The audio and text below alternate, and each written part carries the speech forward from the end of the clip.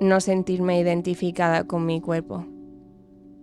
Porque, bueno, al fin y al cabo estoy dentro de una cosa que no para de hacerme sufrir y sufrir de una manera y de otra.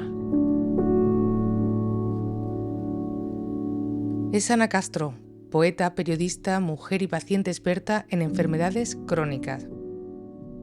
Tiene 33 años, tiene dolor crónico, una patología que le ha provocado otras muchas complicaciones y trastornos, como el que nos acaba de mencionar, el síndrome de conversión, una reacción física a un estrés abrumador o a una angustia emocional. Me llamo Sandra María González Jiménez, soy anestesiólogo de la unidad de dolor del Hospital Reina Sofía de Córdoba. El dolor es una patología en sí. El dolor se ha llegado a convertir en una patología en sí, sobre todo porque el dolor, cuando se hace crónico, hay una sensibilización central. O sea, el sistema nervioso central reconoce que ese circuito de dolor está durando demasiado y es como que empieza a crear otras vías, ¿no? Empieza a activar otras vías y es lo que nosotros llamamos neuroplasticidad. Entonces, ya eso se convierte en una transmisión patológica del dolor, ¿no? Y entonces eso ya es una enfermedad en sí misma. El dolor crónico se acepta porque es tu realidad y porque no te queda otra. Además, con él te enfrentas a lo más doloroso que he tenido que hacer en la vida, que es enterrar a la persona que era y tener que, entre los restos, reconstruirte y ser otra persona con dolor que medianamente se agarra a las cosas que la hacen sentir viva sin que pueda recurrir a ellas de manera asidua, sino a pequeños vestigios. Al final es una sombra de lo que fue.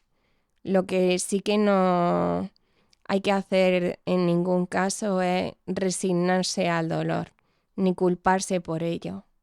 Rebobinemos. ¿Cuándo empezó todo? Acababa de licenciarme, llevaba un año trabajando ya y un domingo, después de ir al teatro, venía caminando por Gran Vía y ¡zas!, me desmayé. Ana acabó en el hospital. Pensaron que era un golpe de calor. Esa noche, en su casa, notó que su barriga se inflamaba. Yo supe que algo anormal estaba sucediendo. Como era joven, cuando fui por la mañana a mi médica de cabecera, esta pensó que estaba embarazada, estaba teniendo alguna complicación o lo que sea, y cuando ya por fin me hizo la prueba de embarazo y vio que efectivamente no estaba embarazada, me mandó pitando para urgencia. Era una hemorragia interna en el abdomen, cuyo origen desconocían. A partir de ahí sí que comenzó el dolor. Yo, con todavía entonces 23 años, desprovista casi de experiencia ninguna en la vida, me vi asolada por el dolor y además acompañada de entonces una persona que, pese a vivir conmigo, la que era mi pareja entonces, no me creía y pensaba que el dolor era una invención mía o una exageración. El más frecuente es el dolor nociceptivo, porque lo más frecuente es el dolor, pues dolor de somático de espalda, pues a nivel de la piel, no sé, ese es el más frecuente. Luego tenemos el dolor visceral, el menos frecuente. Y luego el dolor neuropático, que sí es un dolor también frecuente, no tanto, pero que es muy incapacitante también el dolor neuropático. Y además se cronifica también mucho. 9 años antes, Ana había sido sometida a una intervención quirúrgica, una peritonitis. el dolor que ahora sentía podría ser fruto de aquello. Y descubrieron que tenía una trompa obstruida, que se había quedado obstruida tras la operación. Aparte de todo el síndrome adherencial que me habían diagnosticado durante la intervención. Los tiempos son muy importantes, claro. Desde que nosotros diagnosticamos un paciente que tiene un dolor secundario a una patología hasta que ese dolor se trata, por supuesto es importante, porque si se cronifica, ya estamos hablando de que puede hacer una sensibilización central. Entonces es importante tratar el dolor de inicio, tanto sea un dolor neuropático que a veces no sabemos, a veces no se encuentra la causa física, pero sí sabemos que se puede empezar a tratar precozmente. De alguna manera, cuando tú lo detectas, por ejemplo en primaria, en atención primaria debería de tratarse precozmente ese tipo de dolor. Y luego cuando el dolor es consecuencia de una enfermedad, de una patología también. Y mantener esa analgesia un tiempo, o sea, tener unos protocolos en los que esa analgesia se mantenga un tiempo y vaya avanzando en el protocolo, ¿no? Primero primaria, después, dependiendo del origen del dolor, pues ya vaya especializada a un sitio o a otro, y cuando ya el dolor sobrepasa unos límites en el que primero de tiempo y después de intensidad, o los dos a la vez, es cuando tiene que consultar o derivar a unidad de dolor crónico. Por suerte, en la unidad del dolor les resultó muy difícil asumir mi caso, pero empezaron a tratarlo desde el primer momento y acertadamente. Lo que pasa que, como ocurre en estos casos, fui subiendo niveles y niveles de analgesia.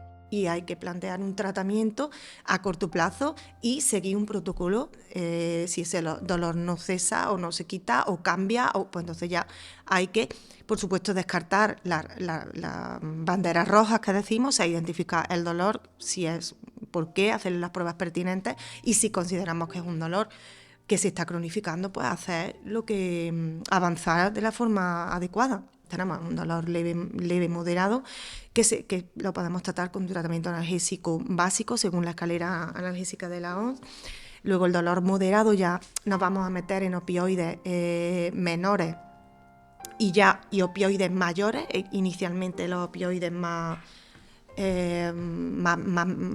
básicos, digamos.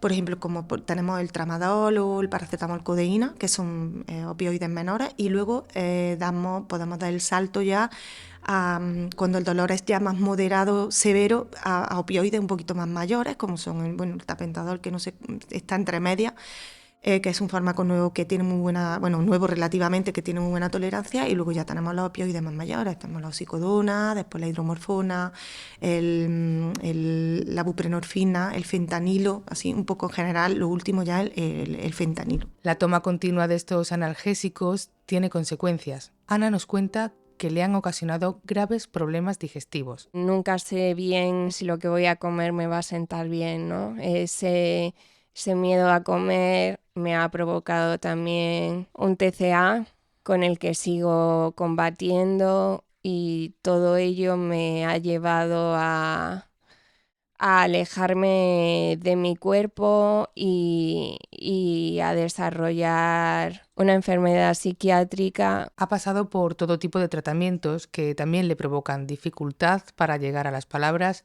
y pérdida de memoria. Una verdadera laguna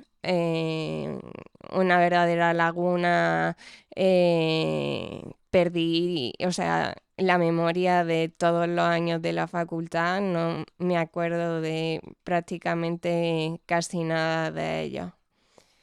Pero cuando eres joven y te estás enfrentando al dolor, no sabes todavía bien las consecuencias de lo que te están dando. Lo normal. Cuando se cotidianizan las sacudidas en el desayuno, el grado 8, los pinchazos, las náuseas, el dolor entra a formar parte de bebo lo normal, duermo lo normal, fumo lo normal, corro lo normal, grito lo normal, y no. El dolor no es normal, es extraordinario. Es confeti tóxico y mariposas oscuras prendidas en la lengua. Pero cuando la piel se agrieta y rugen los murciélagos dentro y la vista se nubla porque el ruido en el abdomen y los puños golpean el vientre desde dentro, entonces, justo entonces, si me preguntas de nuevo al borde de la puerta del despacho o al salir del baño, te diré eso. Me duele lo normal. Mi dolor normal. Erupciones volcánicas de colores, un espectáculo pirotécnico privado.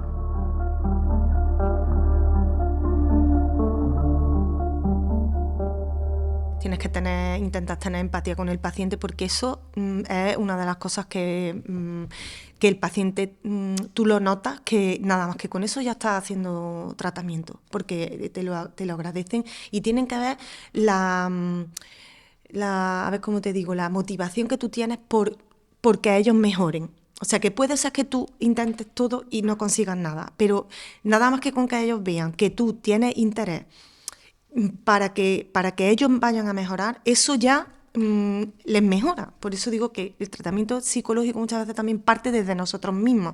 Hay que tener empatía con estos pacientes. Pero a veces ni la empatía ni la compañía ayudan. Es un dolor inimaginable. Que a veces te deja tumbada en la cama sin poder dormir, comer o ir al baño. Te anula. Que ya llevo 10 años siendo paciente de la unidad del dolor y mi caso es bastante anómalo, el de una joven con un dolor pélvico muy complejo. No suele haber mucha gente así. En la unidad del dolor me conocen, entonces ante determinados momentos de verdadera frustración puedo acudir los miércoles, que es el día que pasan consultas o tienen intervenciones, y pedir socorro. A partir de los 3 meses ya se suele decir que se puede decir que es un dolor que se está cronificando, ya a partir de 6 meses ya es crónico. Eso siempre se acompaña de una afectación también psicológica. Entonces, eso además está descrito en todos los libros, que eso es un hándicap que tiene el dolor crónico y que influye mucho en la recuperación. Y sí que he decidido que cuando el dolor deje de hacerme la vida soportable o deje de poder contar con, no ya con algún alivio, sino de poder disfrutar un poco de las cosas que me hacen quien soy, en mi caso la escritura o la lectura, sé que tomaré la opción de el suicidio. Es una continua guerra entre la vida y la existencia, y hay que valerse de las herramientas de consuelo y de amor. En mi caso, la escritura, la lectura, solo en ella puedo hallar algo de consuelo. Y si una tiene suerte en refugiarse en aquellos que la aman. También las redes sociales, donde ha encontrado aliadas que entienden el dolor de las palabras. En cualquier caso, queda mucho camino por recorrer. En muchos casos, no solamente el diagnóstico tarde, sino que no lo tratamos adecuadamente bien cuando se diagnostica. Y por eso yo lo vemos nosotros muy importante, que tiene que haber unos protocolos desde atención primaria. Muy importante que el paciente desde atención primaria sepa tratar determinados tipos de dolor. Lo sepa tratar inicialmente según la escalera analgésica de la OMS, que hay varios pasos. Nosotros estaríamos en el 4.º escalón, ya en el último escalón, entonces de empezar a tratarlo desde primaria. Poema de Amalia Bautista que se llama El dolor. El dolor no humaniza, no ennoblece, no nos hace mejores ni nos salva. Nada lo justifica ni lo anula. El dolor no perdona ni inmuniza, no fortalece o dulcifica el alma, no crea nada y nada lo destruye. El dolor siempre existe y siempre vuelve. Ninguno de sus actos es el último y todos pueden ser definitivos. El dolor más horrible siempre puede ser más intenso aún y ser eterno. Siempre va acompañado por el miedo y los dos se alimentan el uno al otro.